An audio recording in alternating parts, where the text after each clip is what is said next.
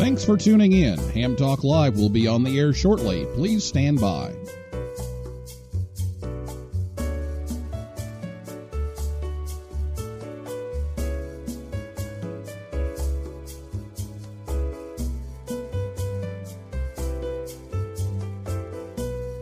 Thanks for tuning in. Ham Talk Live will be on the air shortly. Please stand by.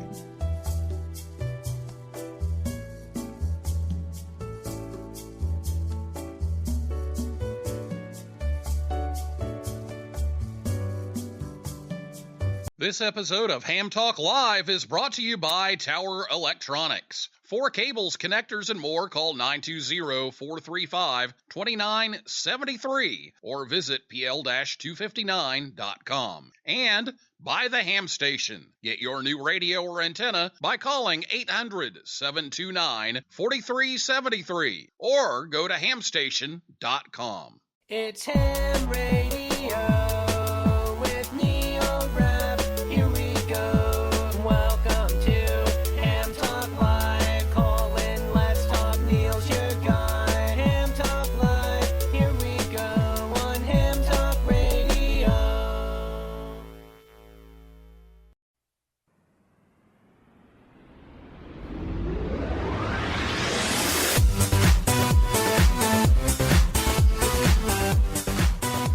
Good evening, everyone. It's time for Ham Talk Live, episode number 36. Getting started with D-Star, recorded live on Thursday, October 20th, 2016. I'm your host, Neil Rapp, WB9VPG. Thanks for tuning in to this episode of Ham Talk Live.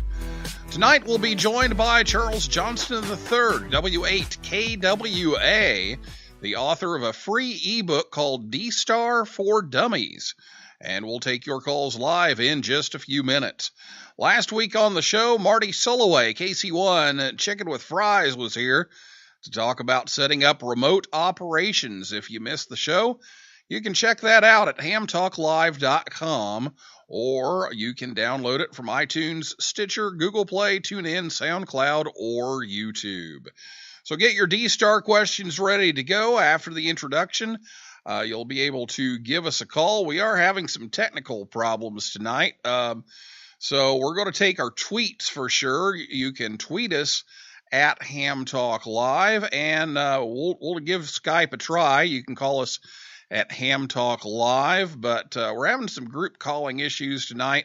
And Charles's power just came back on, so we're fighting a few technical glitches here, so we're not sure if we can take phone calls tonight. The number is 812-NET-HAM1, but we'll see how that goes, but looks like we may not have the phone line available tonight, so if you can send those in via Twitter, that would be great, and we'll see if we can get the Skype thing to work too, so...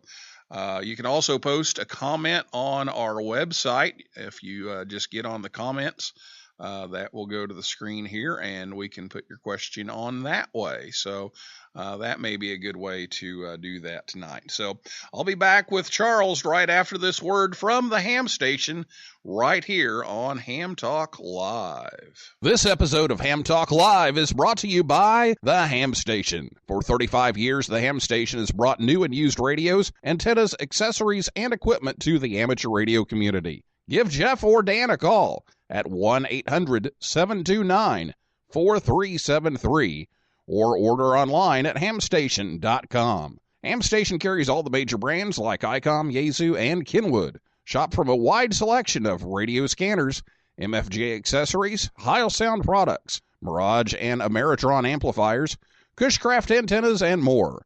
Easy online shopping and fast shipping are waiting for you at hamstation.com or call 1-800-729-4373. The Ham Station, proud to sponsor this episode of Ham Talk Live. What's that call sign again? WB9VPG. That's right, Delium 9 Bente Pterodactyl Gnat, right? Yeah, I don't think that's how those phonetics work. Welcome back to Ham Talk Live. The Ham Station has you covered for both new and used equipment. Give Dan or Jeff a call at 800-729-4373.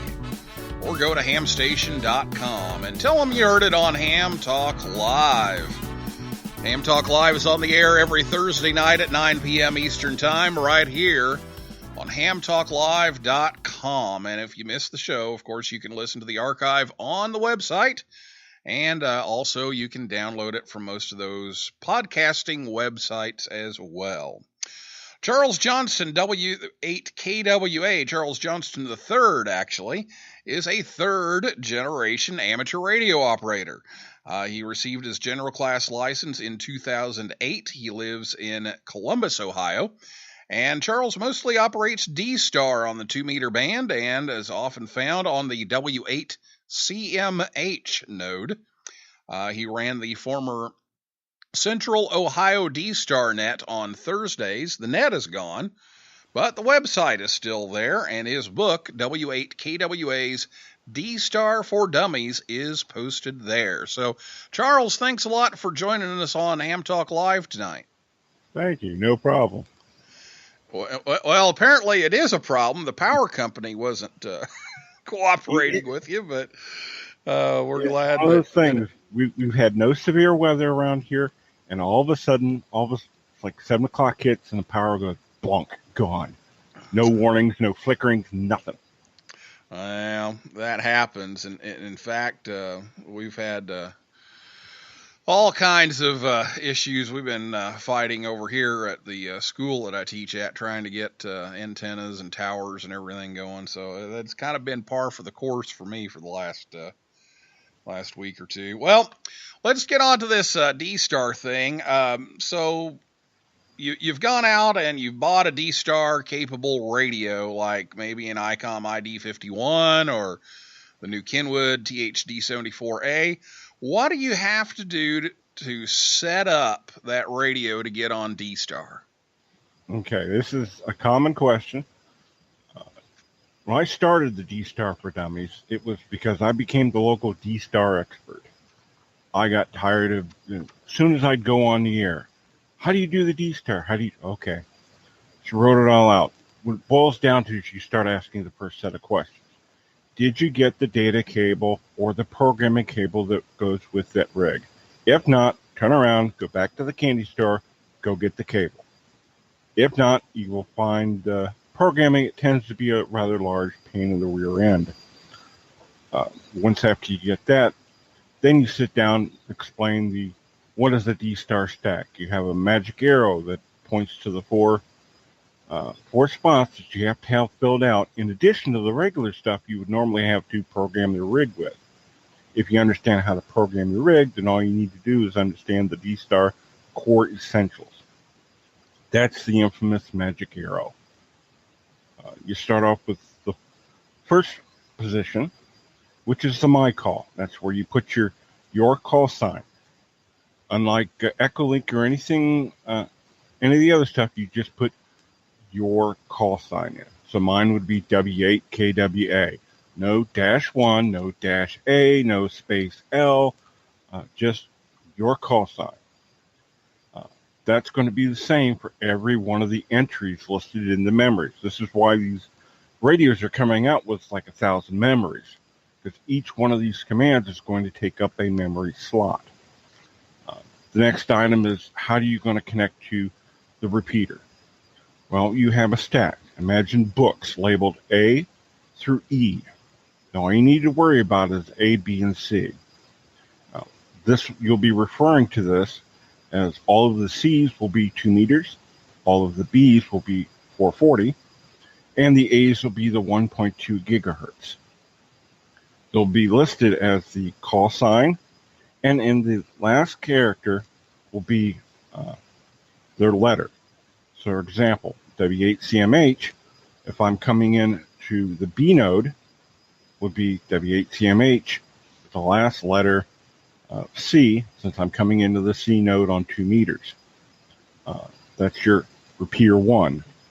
So it comes in from me to that particular node. Then we need to talk to the gateway. The gateway is, or repeater 2, is always going to be that call sign and the G in the last character spot. So you got my call and the repeater into W8CMHC. That's repeater 1 slot. Repeater 2 slot will be the gateway. You have to report to the gateway. This prevents people from stepping all over each other or doubling, especially coming in and coming out of the system. That's your repeater 2. So W8CMH and the G in the 8th position. The 4th one, that's your command. That's what you're going to tell it to do. Normally, it's just CQ, CQ, CQ 3 times in a row. There are many different commands that do different things, but that's the key one. So if I want to talk to W8CMH node C, I need to have listed in there the frequency, the stuff you normally have for repeater, then my call, which for some reason software likes to put it in different places, RT systems versus ICOM, but it's basically you have to have that in there. Then you have the repeater 1, W8CMH node C. Repeater 2 is W8CMH and G in the last position. And then the CQ, CQ, CQ is the your call position. Don't ask me why they call it this. This all originated from Japan, got translated, and then ICOM got a hold of it, and it kind of went sideways from there. That will get you talking locally. The second part is, where's the nearest local D-Star repeater?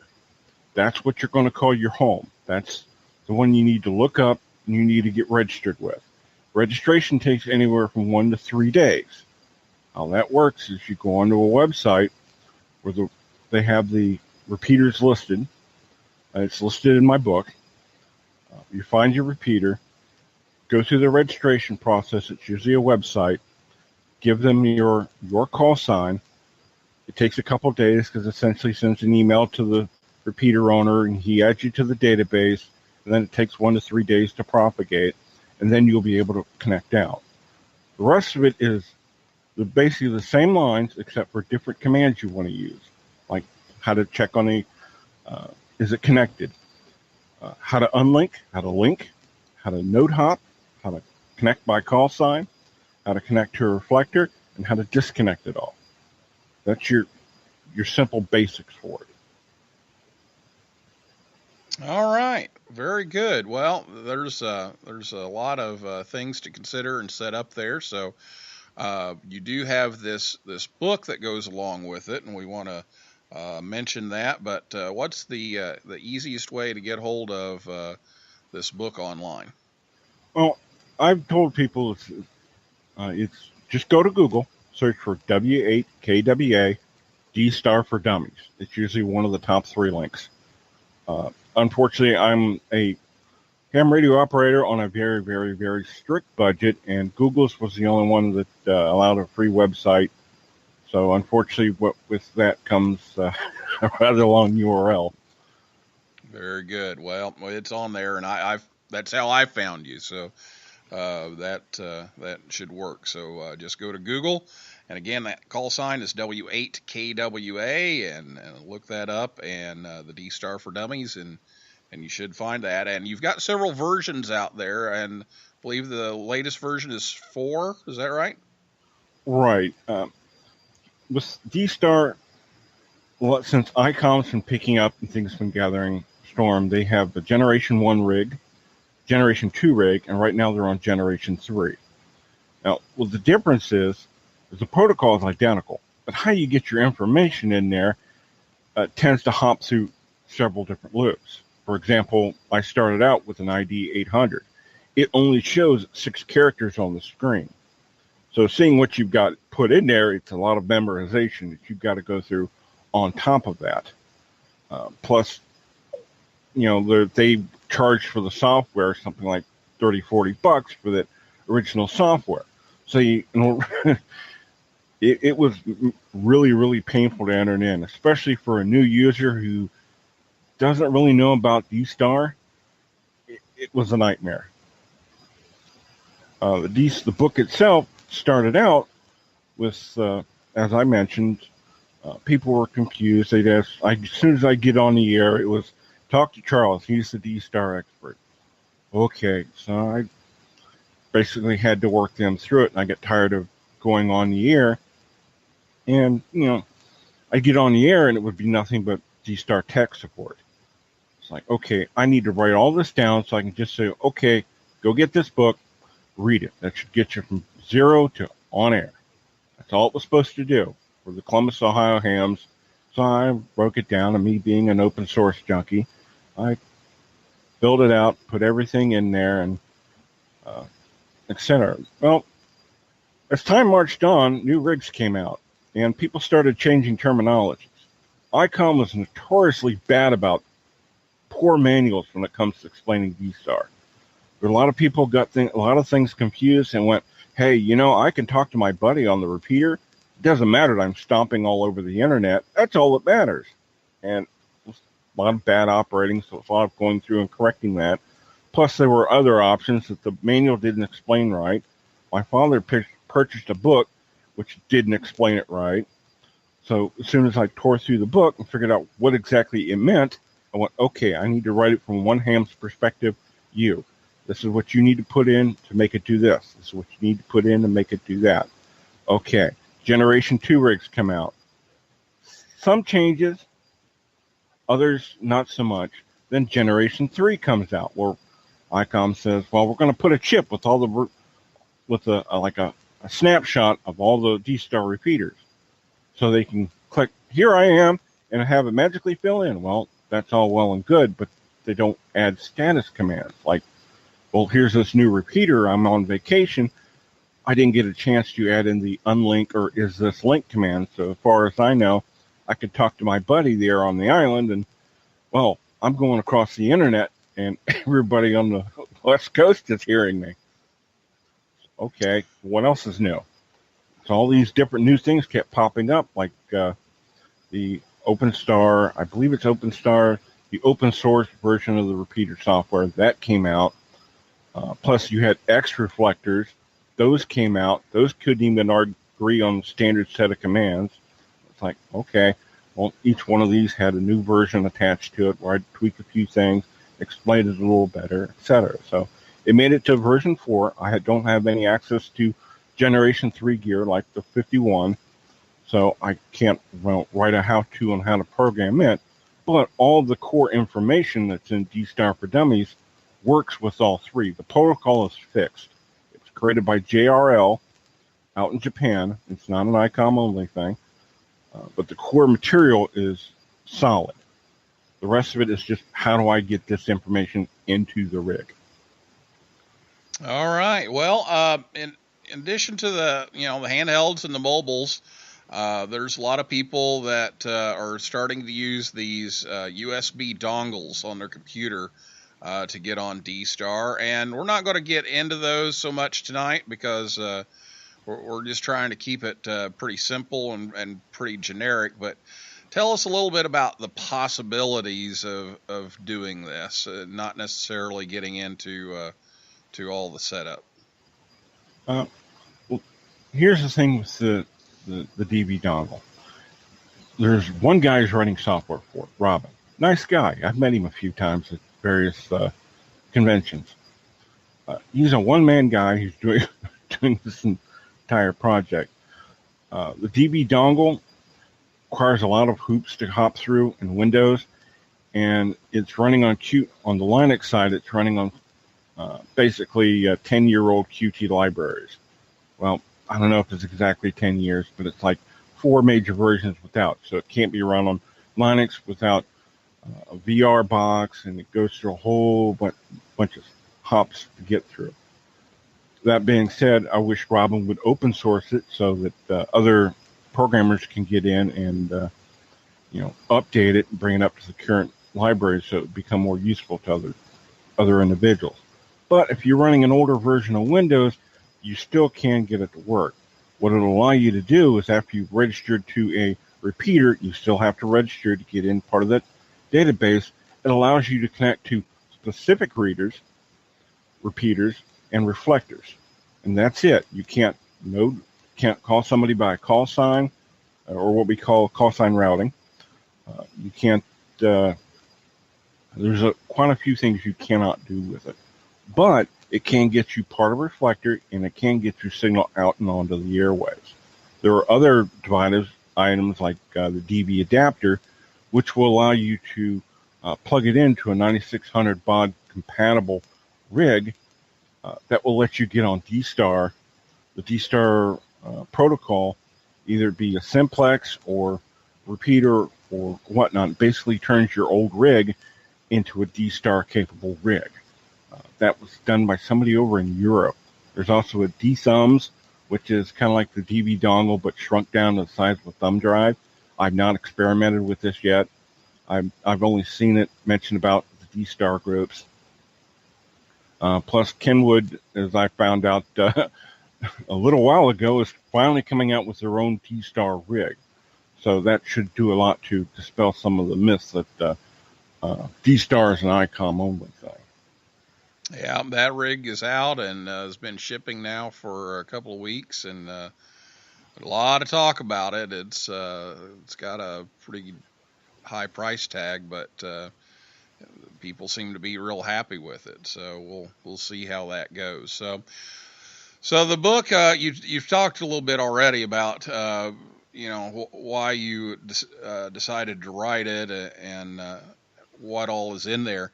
I remember reading one thing online as I was doing the research for the show that you were saying that your neighbors were probably hearing you yell, "Well, why didn't they say that?" Yeah, I think it's, I may be wrong here, but I believe it's called Nifty's Guide to D-Star. The guy wrote it from you break it down to like commands, like what do you put in the your call field that makes it does what? He uses a bunch of different call signs. So I'm trying to keep track. The information I want out of this book, how do I make my rig do this? So you start with one call sign, say, okay, I need to talk to this ham, so this is how I need my stuff set up. And that would have been fine. But no, he picks an entirely different call sign. So I'm wondering, who's the original caller? Who is he trying to get a hold of? And, well, there's a bunch of call signs being thrown around. And he changes the call signs in every freaking chapter. So you have it's like you've got to sit down, reread, and try to read in between the lines what he's trying to do. And it's like, I've got a D-Star rig here. I'm going to figure this out. This is ridiculous. This should not cause this much headache. It's basically, once you get into that node with your repeater 1 or repeater 2, the only thing that's going to change is from memory slot to memory slot is your call. It's basically a command, what you type in at a prompt. All it is it's like you write it in there so you don't have to scroll it through it and make it up again. So you make up different memory slots. If he had explained it that way, it would have been like, wow, okay, yeah, I get it. But no, he doesn't do this in the least bit. It's like, oh. And he's charging something like $19 for this book. I'm thinking to myself, I'm in the wrong gambit. But I've got a 9100. I've got the 9100. I've got the 800 sitting behind me. And I'm like, okay, this is an expensive rig. It's the one rig to rule them all, and the darkness bind them. At least that's how I saw it. Okay, USB cable, no problem. They've solved the cable gripes. Did you get the cable? No, go back to the candy store, go get the cable. Did you get programming software? No. Well, okay, which model are you using? No, you're going to have to buy that from ICOM. No, you're going to have to buy that from RQ Systems. Oh, you're lucky. ICOM sends that download. Okay, got that covered. And all of a sudden, it's like, okay, I've got this rig here. I'm going to work this stuff out. I'm going to make notes. So when I go to explain it to the guy on the air, he says, oh, okay, no problem. It's like, you shouldn't have to spend yet another $30 to purchase a book to explain what ICOM's manual should have explained to begin with. They tried to tell you a little bit of everything, but the problem is it's not the information you need to know to make it work. It's like, okay, well, I write this ebook. If somebody's, okay, you got 15 minutes to explain your problem. If not, I'm going to pass you to this book. Read the book. It's all there in the manual. Read to it. You understand it? Yep. Great. Move on. All right. Well, that's available online, so make sure you check that out and And we're going to have some more guests do some stuff on D-Star and System Fusion and DMR and all this kind of digital stuff. So we'll be having some updates to all of this before too long. We do need to take a break. Oops, sorry. Let me pause here to take a break. And when we come back, we will take some questions. Again, apologize. Skype is not cooperating with us tonight. So unfortunately, I'm not going to be able to take the calls through Skype. But you can comment on the website. And you can send those via Twitter at HamTalkLive. So go ahead and start sending those away. And we'll pull them up on the screen here, and we'll have to do it that way tonight because Skype isn't cooperating with our group calling, so we're only able to make one call, and that's to Charles. So apologize for that, and hopefully we'll get that figured out. But for the meantime, tweet us or comment on the website, and I'll be back with more Ham Talk Live right after this word from Tower Electronics. This episode of Ham Talk Live is brought to you by Tower Electronics. Tower Electronics has been the Ham's dime store since 1978, bringing connectors, antennas, cables, and other parts to the world. Scott and Jill travel the country bringing their store to you at Hamfest, but you can also order online at pl-259.com or by calling 920-435-2973. Stock up on those supplies like PL259 and end connectors, audio cables, mobile antennas, and ham sticks. Their silver-plated end connectors are even in use on the International Space Station. Tower Electronics is a dealer for MFJ, Comet, Daiwa, OPEC, Workman, and Ham Pro Technologies.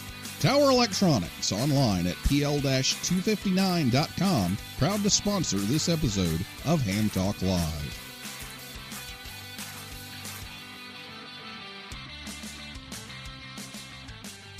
The only thing I have on is Ham Talk Live with Neil Rapp. Join the conversation. Call us on voice with Skype at Ham Talk Live or give us a call at 812-NET-HAM1. That's 812-638-4261. Now, here's more Ham Talk Live. Thanks to Scott and Jill at Tower Electronics for sponsoring the show tonight to help bring you Ham Talk Live. They'll be at the Chattanooga, Tennessee Ham Fest on Friday and Saturday. They'll also be in Lawrenceburg, Georgia on November 5th and 6th, and then Fort Wayne, Indiana, November 12th and 13th. Call 920-435-2973 or visit their website at pl-259.com. Tell them you heard it on Ham Talk Live, and be sure to listen to Ham Talk Live every Thursday night at 9 p.m. Eastern Time, right here at hamtalklive.com. Also, check out our Facebook page and our Twitter feed. Just search for Ham Talk Live, and we have links up there too to the guide that Charles has written, so you can check out the direct link there as well. So again, apologize, Skype's not cooperating, so we're not going to be able to take calls off of the phone line this evening. But again, you can type those into the chat. So if you're listening live, all you have to do is put that in the comments on the screen there, and that will show up here. You can also tweet. You can tweet us at Ham Talk Live with any of your questions. So we'll take them that way tonight with the power outage and everything. We didn't have a chance to get through all the troubleshooting to see if we could get that working last minute. So apologize for that, but we'll have that going again next week. So again, comment on the website or tweet us, and we'll keep an eye open for some questions. If you need some help getting set up on D-Star, just let us know, and we'll try to get that answered for you. Now, while we're waiting on those to roll in here, I've got a couple of other things that we can talk about. When we did the show a few weeks ago on DMR, we briefly touched on the differences between all the digital voice standards, and we noticed that the popularity seems to be kind of regional. DMR is really big in this area, but the D-Star is pretty big in other areas. So tell us why you like D-Star over some of those other technologies and what some of the advantages are to D-Star, and some of the things that maybe D-Star doesn't do as well as some of the others. Well, it boils down to I'm an open source advocate. I've been running, been playing with Linux since late 90s. Got serious with it about 2005, where I've been going all open source. I just got so burned by proprietary stuff. It was paying the Microsoft the tax, etc. But when D-Star came along, they said it was digital. I went, okay, this is something new, but we've heard about some of these digital mods coming out. I don't have the money for it, so I'm not going to worry about it until it was dropped into my hands. And I went and started doing the research on it. And the D-Star protocol is open. Unfortunately, due to the nature of digital modes, it can't be altered. Once after JRL set its stuff down, it's pretty much a fixed thing. However, you can do some all kinds of tricks on the repeaters and whatnot. Now, there was a lot of misconception running around. They were calling it closed source because of one chip. There's one chip in there called the AMBE chip. That chip costs $20. Other than that, it's open source. Any Alico can create it. D-Star can go on basically any rig. It's a matter up to the radio or the the ham radio operator in there who can put it together. That was a big deal for me. Yeah, I wish they'd use that free codec, but they didn't. The reason they didn't was there was a huge gulf between the two. But they made the protocol open. The company that produces the chip says, we'll sell it to any ham radio operator for $20. Pay us $20, we'll send you the chip. There you go. So all these different projects came about. And, so it isn't just one company. Then you have Fusion. Fusion is entirely ran by Yaesu. So if Yaesu decides to change something, guess what? It sucks to be you. If that company goes down, guess what? Sucks to be you. Whereas opposed to D-Star is if ICOM starts running it, well, Kenwood has their own models now, so you can keep going with it. Since it's not locked down proprietary. It's the same thing with Motorola's version. Well, if Motorola decides to hang up their amateur radio business, sucks to be you. It's not open. Well, the company that creates the AMBE chips, you could say the same thing. However, chances are, if you got a cell phone, it's got that chip in there. So they sell these chips to major cellular manufacturers. They're not going away anytime soon. So neither is D-Star. D-Star is going to become the standard. Why did I go into it? Well, I was, a bit skeptical at first until there was another ham radio operator here who lives about 15 minutes on the other side of Columbus. We can't talk FM simplex to each other. We've cranked our rigs up to 50 watts, blaring. We can't get through downtown. Yet 5 watts on D-Star, we're hearing each other. I can make it out 40 miles from my repeater, clear almost to Dayton, and still talk to my home repeater. You can't do that with FM. You can use it on simplex, you can use it as a repeater, and you can use it interconnected.